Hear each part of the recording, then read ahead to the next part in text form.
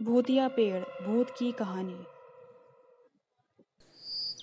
रौनकपुर नाम के एक शहर में राजा रौनक सिंह का राज हुआ करता था। वो हमेशा अपनी प्रजा के हित में कार्य किया करते थे। वहाँ की प्रजा बहुत खुश रहती थी। एक दिन गिद्ध आकाश में भूतिए पेड़ के बीज लेकर उड़ रहा था। जैसे ही गिद्ध रौनकपुर पहुंचा तो उसके मुंह से एकदम बीज रौनकपुर के बीचों बीच गिर गया। बीज भूतिया था, इसलिए अगले ही दिन वो पौधा बन गया। वहाँ के स्थानीय निवासियों ने जब पौधे को देखा तो हैरान रह गए, क्योंकि पौधे का रंग काला था। बाद में लोगों ने आपस में चर्चा की और ये समझा कि खेत में उगने वाला कोई घास पात या वनस्पति होगी। दूसरे दिन वो पौधा काफी बड़ा हो गया। लोगों को और ज्यादा दुविधा हुई कि एक ही दिन में ये पौधा इतना बड़ा कैसे हो गया। होते होते वो पौधा तीसरे दिन पेड़ बन गया। समय बीता और लोग भी तेजी से बढ़ने वाले पौधे के बारे में सोच सोचकर परेशान हो रहे थे। वो इस मामले को राजा के पास लेकर गए। ऐसे जादुई पौधे का पता चलते ही राजा तुरंत उस जगह पर पहुंच गए।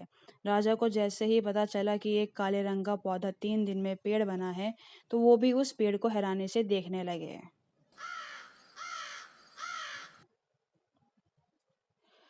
राजा उस पेड़ के पास चौथे दिन पहुंचे थे और तब तक पेड़ और बड़ा हो चुका था।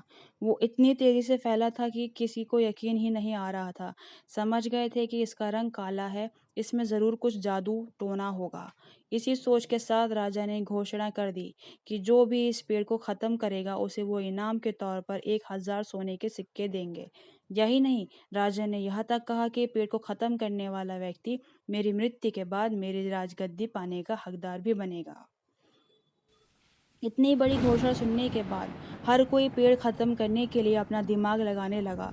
राजा के सारे चतुर मंत्रियों ने भी तरकीब लगाई, लेकिन पेड़ को कोई भी नष्ट नहीं कर पाया। किसी ने पेड़ के आसपास आग लगवाई, तो एक मंत्री ने उस भूतिए पेड़ को हाथियों तक से खिंचवाया, लेकिन पेड़ का कुछ भी ना हुआ। अब लोगों के मन में डर बैठ गया और उन्हें लगा कि पक्का यह ऐसा वैसा नहीं बल्कि भूतिया पेड़ है। तभी उस गांव के एक समझदार व्यक्ति को राजा का घोषणा का पता लगा।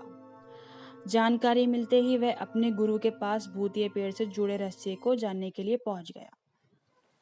गुरुजी ने अपनी ध्यान की शक्ति को एकत्र करके देखा और उससे पूछा, क्या तुम पेड़ को खत्म करना चाहते हो? समझदार व्यक्ति ने जवाब दिया, हाँ गुरुजी, सब उससे परेशान हैं। गुरुजी ने बताया कि उसे खत्म करने का एक ही तरीका है।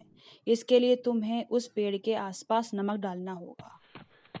इस तरकीब के बारे में जानते ही वो व्यक्ति तेजी से राजा के पास गया और कहा कि इस पेड़ के आसपास आपको नमक डलवाना होगा। ऐसा करने पर यह पेड़ खत्म होगा। राजा ने अपने सैनिकों को ठीक ऐसा ही करने को कहा। सैनिकों ने मिलकर पेड़ के चारों ओर खूब सारा नमक डाल दिया।